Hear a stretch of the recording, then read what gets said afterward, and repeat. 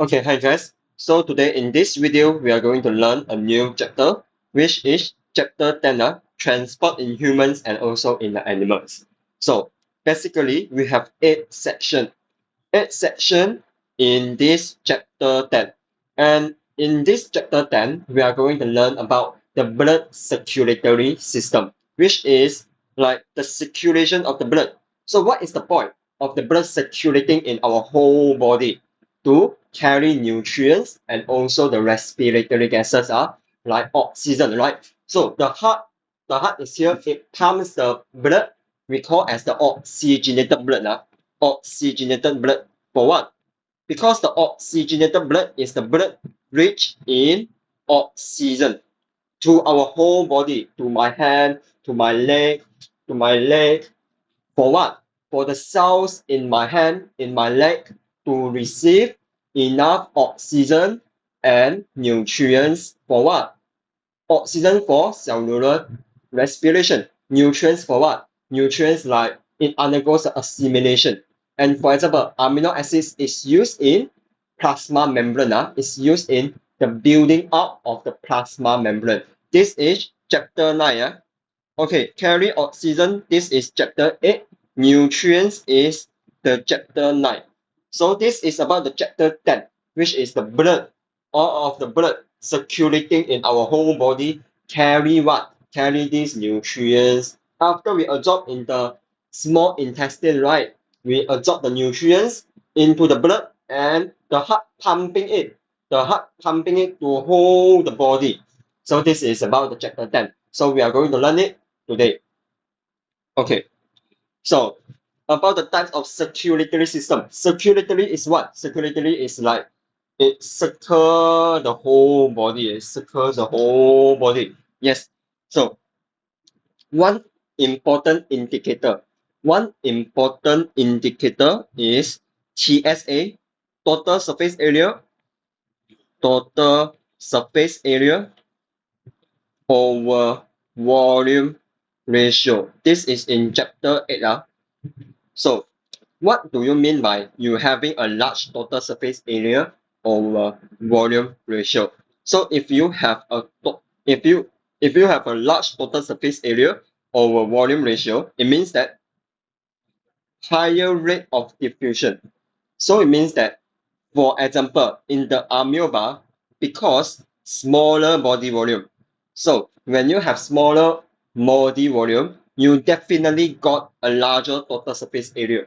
Okay, so when you have this, when you have a larger ratio, so it means that the substance exchange just can be occur by simple diffusion. For example, you see, this is the amoeba species.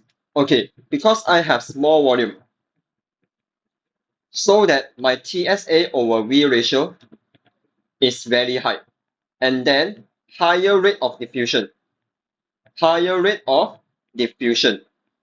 For example, you see oxygen and CO2, does they do they need a transport system?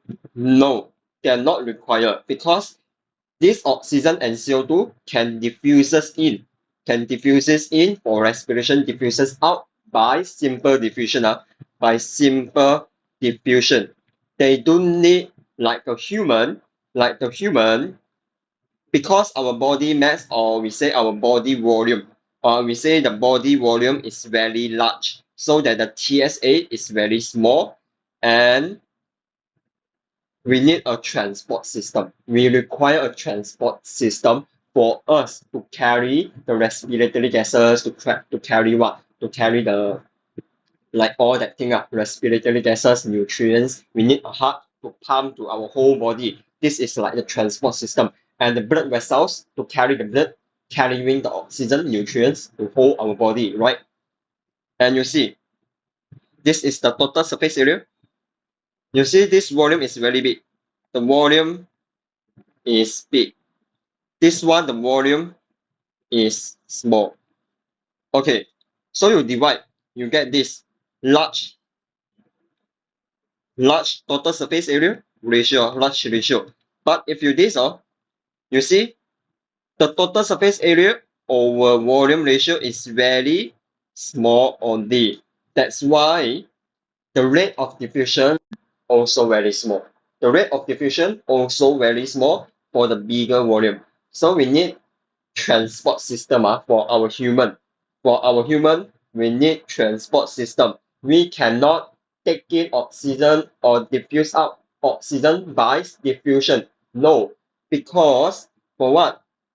For the smaller total surface area over volume ratio, you get a lower rate of what?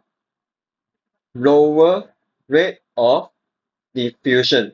We cannot be like amoeba. We cannot be like amoeba that take in oxygen and CO2 by simple diffusion. We cannot do like that. We cannot use simple diffusion to take in oxygen, to diffuses out CO2 and take in nutrients and remove the waste product through simple diffusion. We cannot do that. So we're gonna learn about types of circulatory system. So for our human, right? For our human, for others, animals, not which has a bigger volume. Animals which has a bigger volume, we need a transport system. So that we learn about the circulatory system, right? We learn about the circulatory system. So we have two types. We have two types. So you see, in this system, we have the heart and we have the body cells, right? We also have the blood vessel. Okay.